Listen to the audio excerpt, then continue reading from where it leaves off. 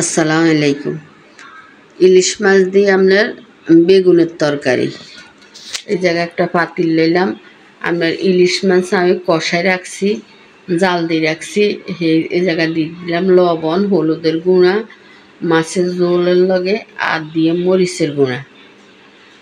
মরিচের গুঁড়া দিলাম, কয়টা কাঁচামরিচ ফালি দিলাম। এরপরে এই জায়গার মধ্যে দিলাম কিছু রসুন কুচি, পেঁয়াজ কুচি, এগুলা দিয়ে কিছু আলু দিয়ে মেয়ানো, 4-5টা আলু কাটছি, ওগুলা ছোট ছোট, ওগুলা দিয়ে দিলাম। দিয়ে একটু রসুন বাটা দিলাম আধা চামচের মতো, একটু সয়াবিন তেল দিলাম অল্প করে দিলাম।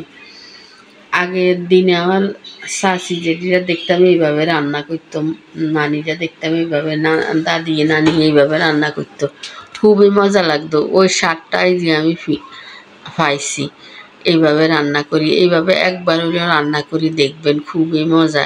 পিরিজি ইলিশ মাছ রাখার তা আপনার এইভাবে জাল দিয়ে রাখলে খুবই ভালো লাগে, এইভাবে রাঁধি খাইলে। এরপরে বেগুনগুলা দিয়ে দিলাম, দেওয়ার পরে এগুলারে ভালো করে উল্টে পাল্টে লাড়ি সাড়ি ঢাকা দিয়ে রাখি দিয়ে। আর আজকে চুলা একটু গ্যাস কম, তো এটালে একটু ওইতে দেরি হয়ে গেছে।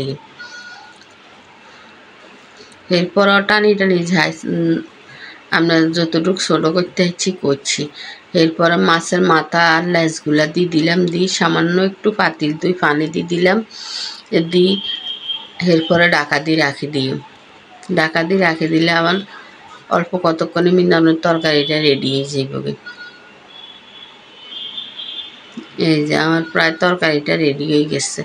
যদি আমার কাছে বেগুনের ইলিশ মাছ দিয়ে বেগুনের এভাবে মাখাই তরকারিটা ভালো লাগে, তাহলে একটা লাইক, কমেন্ট, শেয়ার, সাবস্ক্রাইব করতে ভুলবেন না। আসসালামু আলাইকুম।